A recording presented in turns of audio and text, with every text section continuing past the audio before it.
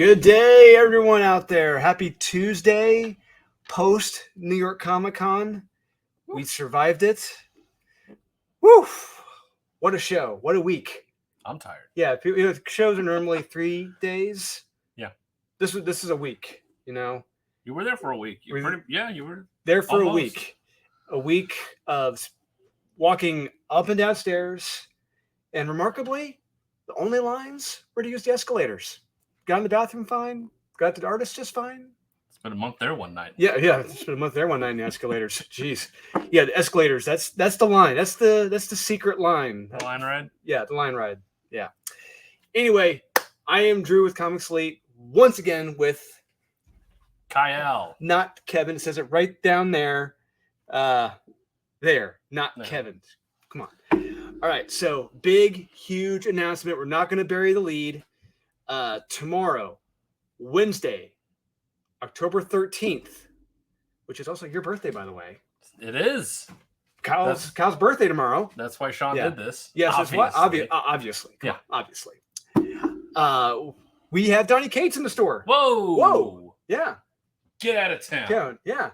So Sean was walking back to his apartment. He saw Donny Cates carrying a box of wine. He was like, "Hey, want to come to Indiana?" He's like, "Sure, why not?" So he said, "Yeah." Hey. Who'd have thunk? Yeah. I mean, I've kind of heard of the name. Yeah. I think he's doing that series, The Paybacks. And, yeah. He's doing something for DC, right? I think he's supposed to do Batman at some point. Batman, right? Maybe. I don't know. Something in black. Something in black. Yeah. That's all I got. So what we do know is that we're kidding. Yes. We're kidding. Anyway, tomorrow, we're going to be going live on both YouTube and Facebook tomorrow between going live from 1 p.m. to 3 p.m. doing a live sale here at our website location, Store 1, with Donny Cates. We're going to take a little break, guys. You know, got to unwind, got to recharge the batteries. Back to neutral. Go to the other location, got to reload with some new stuff. And we're going to be doing a live in-store signing with Donny Cates from 5 to 7 p.m. You can come into the store from 5 to 7 p.m. in Elmwood, Beach Grove, by the Great Times. Come say hi to all of us. Say hi to Donny Cates. From 5 to 7 p.m., get your stuff signed. So I believe the first two are free. Yep. First two books are free. $5 after. What a bargain, as Sean would say. That is a bargain. Wow. And then we're going to be going live on Facebook and YouTube again from 8 p.m. to 11 p.m. with Donny.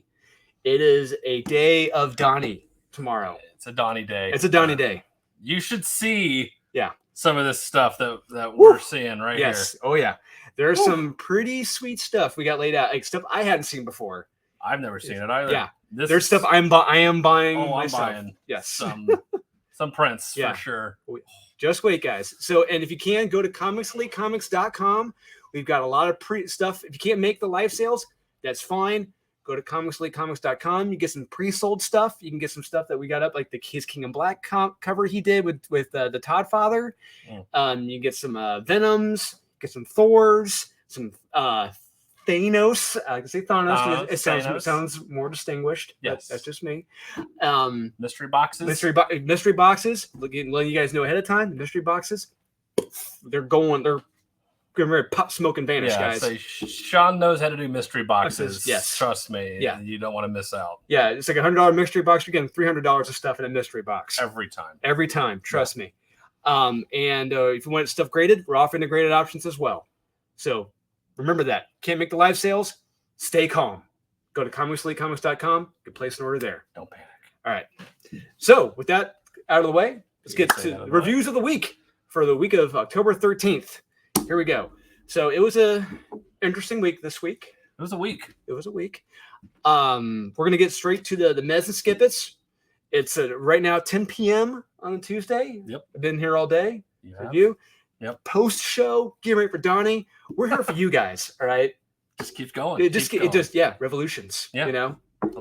Revolutions. Yeah. Got to keep it going. Yep. We don't stop. Can't stop. Won't stop. Won't. So here we go. We'll start with the Mez. And naturally, if it's the same ones, we'll talk about it at the same time, just for the sake of time. It was much easier when I was by myself last week. You don't have anybody to argue with. You don't say. If people were saying it was the best video ever, go figure. Hey, what are the odds? Yeah. So here we go. First meh I've got is Justice League Last. Wait a minute. Yes, Justice League Last Ride number 6. That's a meh. Okay. I have X-Men number 4. Actually, you know what? I've got that in my mez as well. Let's talk about. Where did you start? I skimmed through it quickly. Bottom line is this is very deceiving cover. Likewise, this is the Joe Jusko timeless cover, which is arguably the best thing about this comic period. Oh yeah, Cyclops, my Joe favorite. Jusko? Yeah, Joe Jusko. Cyclops is my. Cyclops is my Cyclops. What they're doing right now, this is the equivalent to the Jim Lee covers that they did like 3 years ago. At this point, God, I think it was 3 years ago. Yeah. This is the equivalent to that. Yeah. Like I was expecting the Headless Horseman. Yeah, which would have been awesome. But who did we get? Nightmare. Yeah, and it's just a series about him invading dreams. Yep. Well, I am not kidding you. That's what you get. Nightmare on Elm Street. Not even that. Not even that. Yeah. The Justice League animated series episode with Dr. Destiny invading dreams was more horrific than this comic. True. And that was for all ages and kids, you know? Yeah. In all honesty, this should be a skip it, but the covers are good. They're good. They're good. And the last 2 pages are what makes it more interesting. It's like, once again, the last 2 pages are like what is keeping me interested. It's like that's all. I think they only write 2 pages of an X-Men comic now. Mm-hmm. It's just like everything else is just garbage. But let's put in 2 things and we'll make them stingers, so that way it'll keep you coming back. Yep. So I was definitely not impressed, and I was kind of upset. Yeah. Okay, moving on. Yep. Let's see if I can get to Justice League Last Ride number 6. See what you got. See what you're gonna whip out. Eternals Forever number 1. Okay, let's get to Eternals Forever number 6. So I'm gonna make the argument that this is, of all the Eternals comics, this wasn't bad. No, this was not bad at all. This was arguably the most fun one. Yeah, this was fun, and you can tell they're really shoehorning in the Eternals for some reason. It's not like there's a movie that's randomly coming out it's been delayed a couple years. Yeah, that and everyone's like, "Who are the Eternals?" Yeah, and the trailers don't show you who the Eternals are. No, so basically, this is like this. This is who the Eternals are, and this is who they fight. Mm-hmm. Yeah, I mean, that's basically it. Yeah, it's not bad. No, it's a one and done story. Yeah, self-contained. It's pretty good. Written by the legend Ralph Macchio, Karate Kid himself. The great Karate Kid. Kidding. Yes. Art wasn't bad. No, solid. Art was pretty good. Yeah. This is like if you like the Eternal, which I'm not a big fan of the Eternal. No, I mean even Kieran Gillen, he can't save it. The Sad Ribbit can't save it. This is arguably the best attempt at saving the Eternals, in my opinion. And even throwing in some old school art from the great Jack Kirby doesn't really save it either. But it's not bad. You could do worse this week. Yes. So it's a meh. Yeah. All right, next up, I've got Justice League Last Ride number 6. I got Army of Darkness 1979. I've got Army of Darkness 1979. This was almost a skip it for me. Yeah, it's like it's a great idea. Yeah. But the problem is they will focus too much on the gang aspect. The Warriors? And just doing nothing. Riding on a train. Talking to the gang. Like the Warriors? Yes, it's like... It came out the same year, 1979. So... Yeah, it's like, you guys have a great idea here, but it's really being wasted right now. There's nothing really horrific going on. It was boring. Yeah, it was a very boring... The jokes were terrible. Yes. Oh, they were... I mean... The Evil Dead movie, it's like, yes, they're not the best, but you had Bruce Campbell that had the gravitas and the charm to pull them off. This didn't have that. No, she's trying. It's a fake charm. It's like it's a facsimile of a charm. Yes, it's not really. You tell they're attempting it, but it's not working. No, and just the lines that Ash was, it was just like. Oh, like he wouldn't say that. It's terrible.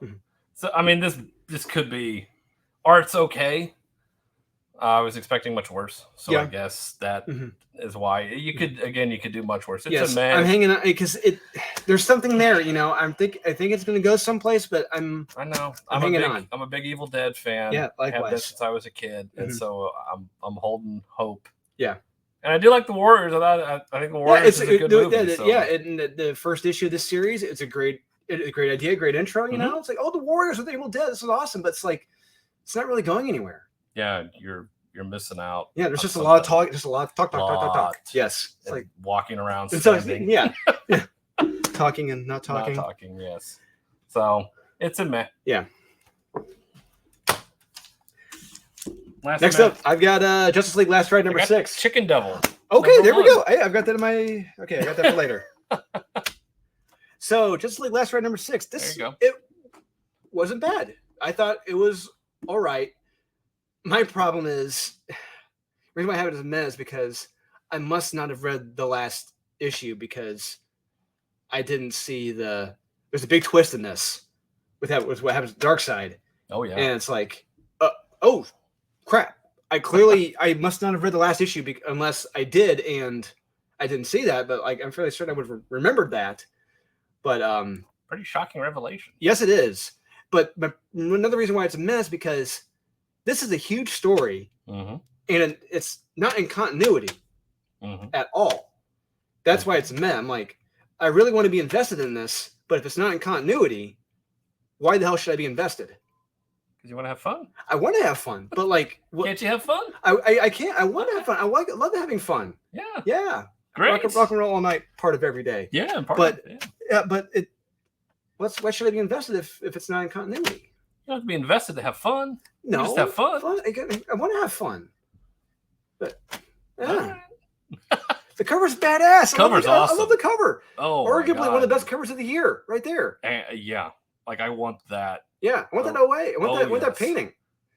Looks like the artist who did that Rocky versus Apollo. Oh painting. Yeah. It does look like that. Yeah.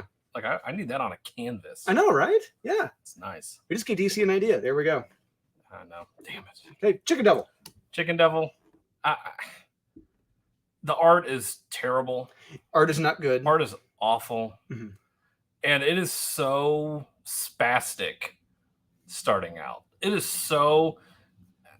Honestly, watch The Ozarks on Netflix. That's basically kind of what this is. I was getting a big vibe of that in the beginning.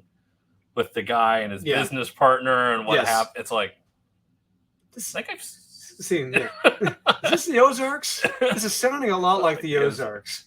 Yeah. Anyway, my business partner is Jason Bateman. Yeah. It's like, and he's going down to the Ozarks. Like, yeah. Isn't that what that? Okay. Yeah, that's basically what this is, and I just wasn't a real fan of any of the characters. Main character doesn't seem very likable. Wasn't really a fan. No. Even after what happens to him, it's just kind of like, okay, good. Yeah. It's like okay. You're supposed to be sympathetic with what happens to him. Well, yeah, because there's a panel in this where it's like, whoa, that would be really powerful if I cared. Yeah, if I liked the kids in the family, but the problem is the writer sets it up where it's like these characters are not likable. None of them. The kids, the mother. It's like I'm reading. I'm like, I kind of want you to die, and but you know what? They die. Yeah. Spoiler alert. Spoiler alert. Yeah. Sorry. It's just. Yeah, it's hard to talk about this without spoiling it. I just. Yeah, I wasn't a big fan, and then how it ends is just kind of like, I'm not going to read this. I'm kind of done with it. It reminded me of Boogie Nights a little bit. Just that scene with Don Cheadle in the donut shop. Yeah, kind of. Yeah. Yeah, just like. Yep. All right. There you go. Right there. That happens. There you go. Watch Boogie Nights. It'll save you $4.99. There you go. Yeah. So it's teetering. It's just like, I can see what they're trying to do, and it's not bad, but I may stick around to issue 2 just to kind of see how much of the Ozarks they rip off. But in Breaking Bad, in Boogie Nights. Yeah. Which hey. Lift from the best. Lift A from the best. A from the best. Yep. Yep. That's what I always say. Mm-hmm. Yeah. And that's fine. But yeah, it's a meh. Yeah. So there we go. Okay. All right. Those are my mehs. Mm-hmm. Okay. So next one I've got a few more. Telepath number 2 of 6. Really? Yeah. The problem is I had it in my notes. I was reading this and someone says a key word in here in a line of dialogue. They say harbinger. Mm-hmm. And all of a sudden it clicked. I'm like, what this reminded me of, the telepaths from AWA number 2, is it reminds me of the Harbinger series from Valiant Comics. Who are these sort of mental abilities, able to do things, read minds, fly, control people, all that fun stuff. And it's like, this is just like that, but less fun, more depressing, and every character is an asshole. I like that dude on the cover right here. Oh, the prison guy? Yeah, this guy's fucking awesome. Yeah. I'll save it for later. Okay. Yeah. Okay. Okay. So we got a varying opinion right there. There we go. All right. We don't always agree on everything because we're brothers. That's true. That is very true. And we're white males. X-Force 24. I just couldn't. I couldn't read it. So the reason why this is meh is because the Joe Jesco cover. This Colossus is beautiful. I love it. Unfortunately, the Colossus in this is very ugly. He murders someone. Oh. And killed a guy. He killed. Yeah. No, not a guy. He kills. Oh. Yeah. Oh. Yeah. It's like, this isn't the sensitive artist I know. And then Beast is just very not Beast in this. You actually see him up barfing full on in this. It's like, I really don't want this. I don't want to see an overweight Beast barfing. Hairball? So, I wish it was a hairball. That would have made sense. Yeah. But it's just a very ugly comic, and it's just not fun. And especially seeing Colossus murder someone. I have not liked it, and it's so hard to read. And towards the end of the night, I'm like, I can't. Yeah. Amazing Spider-Man 76. What? Really? This is so I am a big fan of Curb Your Enthusiasm, and there's an episode where Larry David dates a girl he's dubbed a yo-yo in her weight, where she goes from thin to heavy to thin. She yo-yos. Okay. This comic is the proverbial yo-yo. There are elements of this I really love, like the elements with Peter in the hospital with Mary Jane. I mean, it's great stuff. And then it yo-yos to the shit. The shit with the Beyond Corp. Those people, I'm like, this is fucking terrible. I hate these people.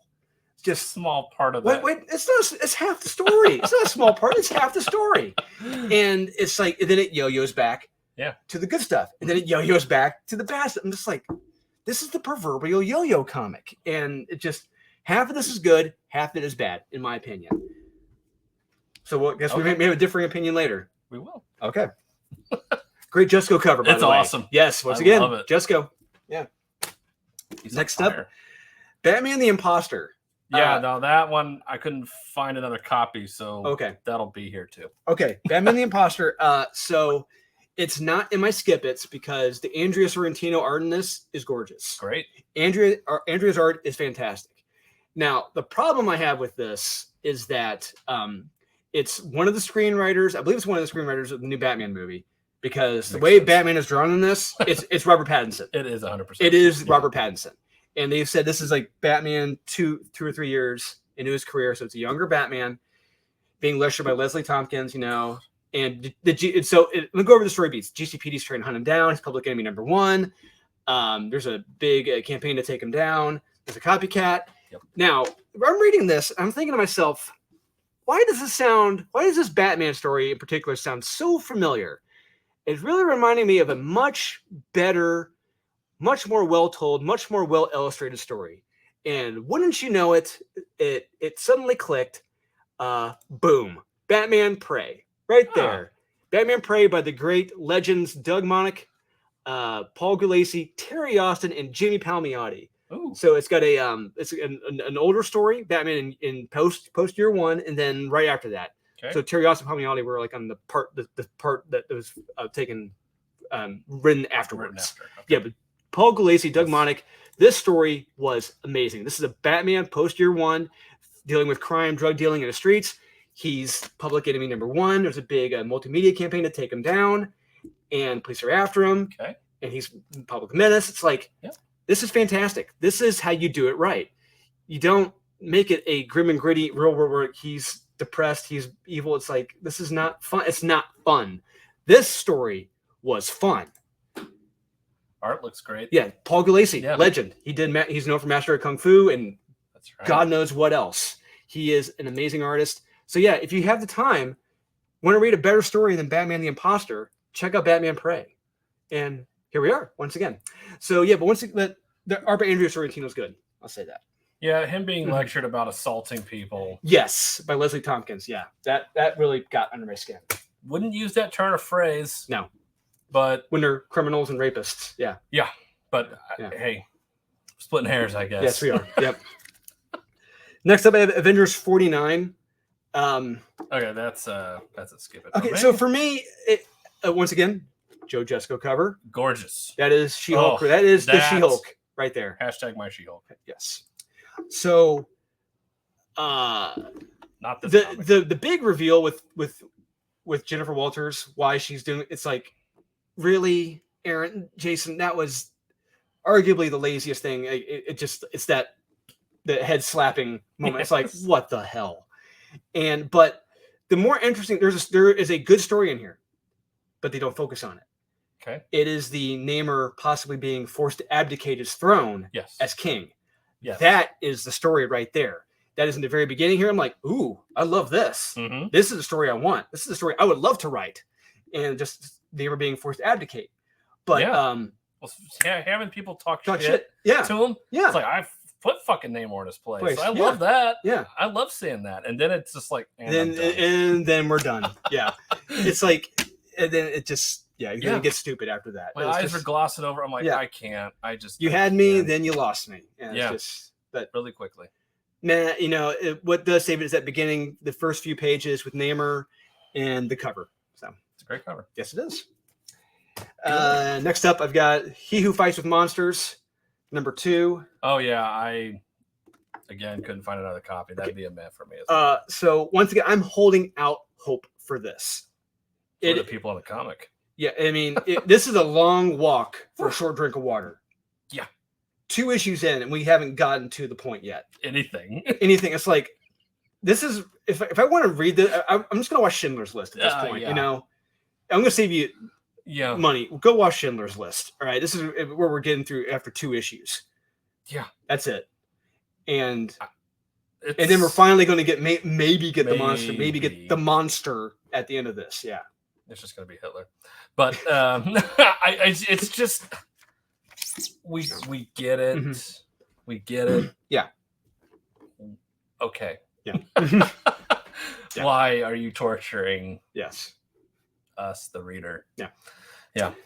And next up, my last minute I've got is No One Left to Fight 2, number 1. I love the first series. Shout about to skip it. The first series was a lot of fun. I met Aubrey Citizen at San Diego. Awesome dude. We got a photo together, did the power up thing. It's awesome. But my problem is that this issue, I'm like, this is still carrying on the drama from the first No One Left to Fight, the relationship rivalry. I'm like, this is still the same story beat we're playing. Let's move on from this. I want something new. But we're still hitting the same beats from like the first 6 issues of the previous miniseries. It's like, come on, let's move it on. It's a mess. I mean, the art is beautiful in this. Art's great. Art is fantastic. It looks almost unlike anything I read. It's definitely unlike anything I read this week. Yes. It stands out. Yeah, it's colorful. It's powerful. It's a comic book. That's how it's supposed to look. Dynamic. Absolutely. But colorful. Have a point. Yeah, but it's just my point is it's hitting the same points as the previous 6 issues. And it's like, let's move on. Yeah, I felt it was kind of trite. And I'm just like, And those are my meds. Okay. Good. All right. Great. Good. Now we can move on to the real stinkers of the week. Here we go. I've got my 5. You got how many? 4. 4? Okay. Enough. I got to reload in water. Here we go. Reload. Okay. First up, I got Wonder Woman Returns, 780. Good for you. Transformers Wreckers. Okay, that would have been a skipper for me as well. I'll talk about that first. Our biggest problem, I know the Wreckers. I am very familiar with the Wreckers in Transformers lore, going back to the 80s. They were kind of like the special ops team of the Transformers. They're not treated like extreme sport jackasses. God, it was awful. Yeah, I'm like, this is not the Wreckers at all. I don't know what this was, but I honestly wanted to throw this comic out the window. Yeah. I mean, it was so bad. I stopped reading it like 4 pages in. I was like, I can't do it. It is so bad. They could have done an awesome Commando story. Yeah. With the Wreckers. Right. Trying to break into like Decepticon headquarters or something. Make it something simple. No, it's just them extreme sport jumping at junkies and they're doing a point break thing. Yeah. It's like, okay. I'm too tired. Except there's no Patrick Swayze or Keanu Reeves. No gravitas from them. No. So yeah, it's awful. Yeah. So Blunder Woman 780. This is all. I mean, this issue. Okay, so the art is good. Great. But it's all a congratulatory.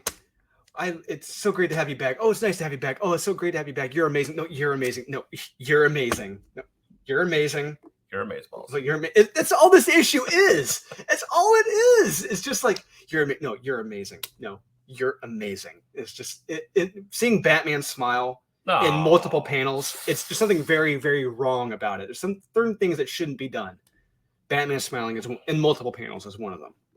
Yeah, that's just one thing. It's always unless he's had a laughing fish. Yes, something. Yeah, but the only way it's okay. Or carrying Jason Todd says, he's alive. Yes. Yes. The better ending. Yes. If you've never seen it, check it out. The other page Jim Aparo drew. Yep. Yeah. The better ending. Yeah, it was much like last week when I did the anniversary 100-page thing. There were some stories in there that were just like, oh my God, you know how wonderful and amazing she is? Yeah. Didn't you know how wonderful and amazing she is? It's like it's the self-filleting issue of the week. That's what this is. It's like it's blowing itself. So yes, it's like, we get it. Yes, she is wonderful. She's wonderful. We get it. We've had 779 issues to get that. All right. We know she's wonderful. We get it. Thank you. Oh, yeah, man. Next up, number 4. I got Batman 89. 3 of 6. I was gonna save this for last, but let's go ahead and talk about this now. Wait, what? Well, that's my number 1. And it's a shame because that is a damn good Lee Weeks cover. I love it. Lee Weeks is a legend, and so good. He's doing the covers now for the movie variants and all that for Super 78, right. Batman 89. Yeah, that is arguably the best thing about this comic. It is the best thing about this comic because this comic is garbage. I made the last one because I was. I full out skipped issue 2. I said skip it is garbage. I know, and I wanted it. I'm holding. I don't want. It's like it's so funny because when these series when Batman 89 and Superman 78 were announced, Sean and we were all thinking like, oh, Batman 89 is gonna be badass. It's gonna be Batman fighting like the Neo Jokers. Yes, and it'd be a lot of the toy references. It's gonna be fun, and none of that. No, it's the BLM Antifa comic. Yeah, it's Batman 2020. It's Batman 2020. Yeah, they clearly took parts of a Sam Hamm script, and Sam Hamm apparently watched a lot of the news last year and just put that all into the script. Yeah. What if Billy D. Williams was Black Jesus? And was not friends with Bruce Wayne? No. Hated Bruce Wayne? Yeah. And is George Floyd? Yeah. And causes riots in Gotham City? Yeah. Okay. Well, how this book started? Yes, I'm like, oh. You saw me reading it first. Yes, I did. I was like, what's going on here? So disgusting. Yeah, it is. I wanted to vomit, and I was like, okay, they pivot. Mm-hmm. And I'm like, okay, thank God. Because the way it was going. I'm like, it's like, I'm reading it too. I'm like, after you read it, I'm like, what is going on? This is not. Like, there's no way this is real. Yes. Thank God. But the way that previous issue went, I would not have been surprised if it did go that way. It would have made perfect sense for this story, but it doesn't. It course corrects, and it's just as bad. Yeah, it is. And Batman doesn't show up until like the last few pages. Yeah, Batman is in 4 pages of this book. 4 pages of like a 24-page book. Yeah. And in Superman 78. And out of 2 issues, so that's roughly 44 pages. Mm-hmm. I'm going to make the argument out of 44 pages, he is in roughly 38 of those pages. I was going to say 40, but yeah, 38 probably. I would say that's probably fair. Yes. We get more Bruce Wayne.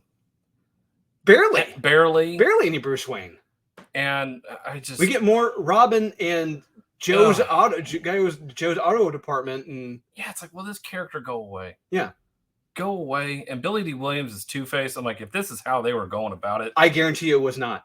No way. I seriously doubt you it was going to go this way. I can't picture and I can't hear Billy D saying some of these. No, absolutely not. No. I mean, terrible. He's so cool, so suave, so slick. It's like he and Bruce were friends. Yeah. So if you watch the Batman 89 Batman Returns documentaries about the making of, they talk about all that stuff behind the scenes. Billy D was looking forward to it. He knew he and Bruce were friends. He was going to play that up. It's like he was ready for this. And like when you hear that and read this, it's like these are 2 completely different things. So clearly there were some changes made. Very. And it's just so bad. It's like this is what happens when people have a political agenda and they put it into a comic book that has no business. Trust me, in. I don't want to talk about these things. I don't. It's there. It's right. It's there. Read this book, and if you have lived in 2020 and now, and you have been out in the world, and read this and tell me it doesn't speak to what was going on right now. Yeah. Not in 89. No. Not in 90. Not in 92. Not in 92. Yeah, not when this was supposedly written. Yeah. No, I don't buy it. It's awful. It's terrible, and it's ruining. It's ruining Tim Burton's work, I would say. Yeah, you can. Yeah, you can make the argument. You can make the argument. It really is. Yes. And it's a shame. So yeah, skip this. Yes, please. It's a shame. Yeah, I can't believe I'm saying it. Yeah. Next up, I got Ian Fleming's James Bond. Oh, I couldn't find another copy. We'll talk about that. That would be stupid for me. So normally we never talk about comics at all. We never talk about what we're reading beforehand. Never. We broke that sacred vow with this because I was laughing so hard and just like I kept saying, "You got to be flipping kidding! You got to be effing kidding me!" There are things going on in this that are impossible by any means of that word. Correct. Submachine guns, miniguns, blowing up homes, and there's no damage to the walls, doors, nothing. Everything is standing. Nope. Yeah, it's impossible. Yes. I equated it to, if you haven't seen Terminator 2, yes, Judgment Day, spoiler alert. Clearly, this writer and artist have not seen Terminator 2. Watch what Arnold does with a minigun in that to police vehicles made out of metal. Yes. And then go and read this and be like, that's not right. Yeah. I'm fairly certain there would be bullet holes. At least. Or like there'd be nothing left of that home, that door, that person. Yeah, it would look like the house in Eraser. Yes, it would. It would. Yes. Shooting the rail guns. There's another one in movie Eraser. Yeah. The Arnold movie. Yeah. Yeah. It's like what that does to the house. Like that's what this house it would be Swiss cheese. Yes. And this house looks like you could just throw up a little bit of plaster over the drywall. We're not kidding at all. It's in there. So I want to say that now I am a diehard Bond fan. And it really pains me to put this and skip it. It is terrible. This comic is bad. The art is bad. Aim for the bushes. Yeah, I mean, that is actually a line of dialogue in this. Aim for the bushes. And what does she do? She aims for the bushes. It's like this. Have you seen the other guys? Have you seen anything? Have you watched a movie? Have you lived your life? Have you not seen how guns work? Clearly not. Yeah. Some verisimilitude. Yes. There is some in Bond. There is some in Bond films. There's some. Especially how guns work. Yes. Yes. Yeah. Generally a gun that big. It's like, just do the math. A minigun? Yes. Just a guy walking up to a house randomly, and there's 2 guys carrying miniguns. Yeah. I think. There's at least one. Yeah. And the art's terrible. James Bond looks awful. Yes, he does. Terrible. He looks like Matthew Perry. Yeah, just from Friends, season 1. Yeah, it's like, okay, could you have more of a minigun? Yeah. I mean, it is terrible. Yes. Yeah, I couldn't. I would agree. It's a skip. There's a story here, but it's bad. Yeah, it's just bad. James Bond. Yeah, Jimeros. Yeah, there's nothing desirable about this. No. Io. So next up. I got Darkhold Iron Man #1. Oh, I have the Joker #8. Yeah. Oh, you know what? Let's talk about that. Yeah. Joker. So I am at the point now. I'm done. Yeah. I'm done. Yeah. I respect Tynan as a person completely. You know, everything he's done. But this title, it should be everyone else but the Joker. #8. Yeah. Should be Commissioner Gordon. Yes. Yeah, it should be Gordon. Yeah. Gordon #8. Yeah. Then I'd be on board. Is it a good comic? I mean, art's fantastic. Guillaume March, he does a great job. So good. His job of trying to recreate what Graham Nolan did, like he did a good job. It was a good job. It was a good job. One panel it was awesome. Yes, but the problem is that this comic is one big lie. It's a lie. There is no Joker in this. This doesn't happen. No, none of it. It's all about everyone else. If there was another, like you said, if there's a story about Gordon, or if it's titled Everyone Else But Joker, it'd be a strong recommend. 100%. But this everything about this comic is a lie. It is. Yeah. Fool me once, and it's like fool me twice. Fool me 8 times. Yeah, 8 times at this point. Yeah. I don't know. Whose fault it is at that point. We're suckers. Yeah. Yeah. It's like the Looney Tunes cartoons, like fall for it, and the big sucker shows up. Yeah. Yeah, we're suckers. Map. Yeah, and if there are fans of Tynan out there, there are it's diehard fans, diehard Tynan fans, diehard Tom King fans. It's like, hey, yeah, good for you. It's like there is a story here. Yes, it's a story. Yes, it's absolutely. A good story. Yes, it is. It's well written. The dialogue is good.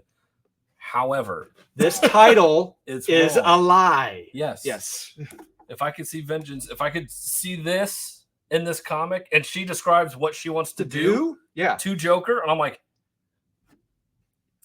that's the issue. Yes. Like, why are you doing that? Like, it doesn't make any sense. It's like you're trying to do everything but that. It's very annoying. Yeah. So, you have to. I'm done. Yeah. Done with it. And it's a shame because there's a story here. Yes. Boo. Yeah. Admonish. So, my last one, Darkhold Iron Man #1. I got Avengers 49. So. Once again, Darkhold Iron Man #1. I love this cover. That's great. I love this cover. Mm-hmm. So, the concept of this is a great concept. Great idea. Mm-hmm. Great concept. My problem is that it is executed shittily. The interior art's bad. Is garbage. I will give you that. It is shit. Is bad. It is shit. If the interior artist was the same as the cover artist of this, this would be a knockout home run. But no, this was a seeing eye bunt throw out to first. Right here. Was a Fauci throw to home plate. Wait, yes, it was. This comic is bad. It just they write this guy. I mean, this was Ryan North, the Squirrel Girl guy. Just wrote Tony Stark as just an absolute beta male jackass in this. Just filled with self-loathing, hates himself. He's trying to do better. He's trying to be better. He's trying to be yes. He's trying to be better. He's trying to be better. Yeah. But the way it goes, you know, the way it does go, it's like I love how it goes, but it's executed shittily. It's how they want to portray the horror. The artist does a shit job with it. Yeah. Yeah, like, there is. Yes.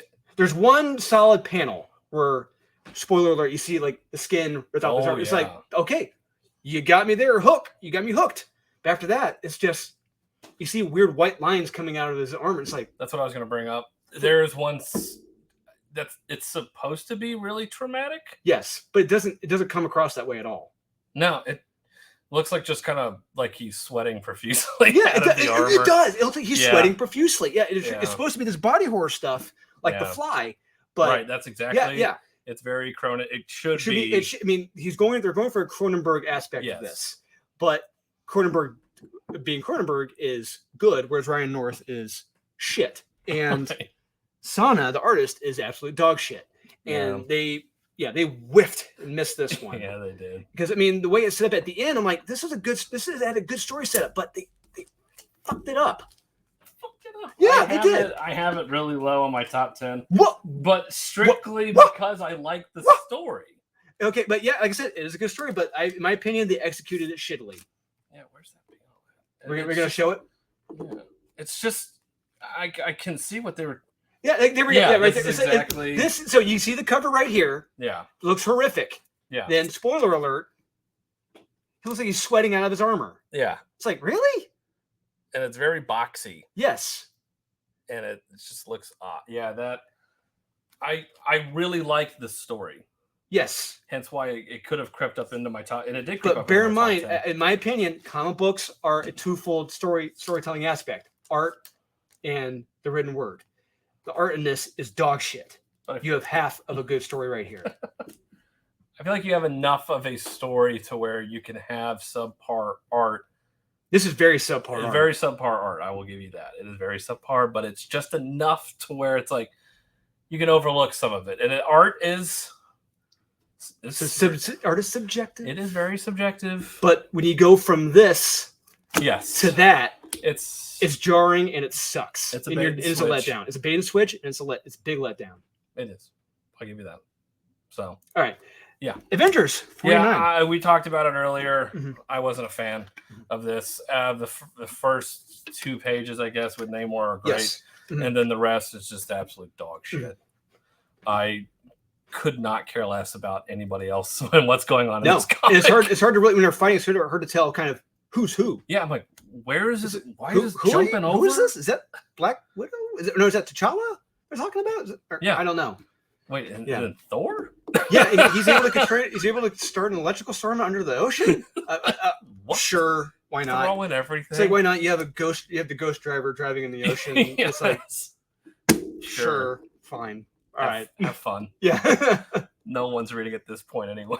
So, yeah, I buying it for the Jessica cover. Absolutely, I'm buying it for this cover all day long. It's gorgeous. So yeah, I would recommend skipping it unless you want the cover. Yeah. In which case, I don't blame you. Yeah. So there you go, guys. Yep. Skip it to Mez. What do you think? Do you agree with us? Disagree with us? Am I right? Is Kyle right? Am I wrong? No. You're right. Yeah, I'm right. Yeah. So once again, thanks for tuning in, guys. Remember to buy what you like, click what you want.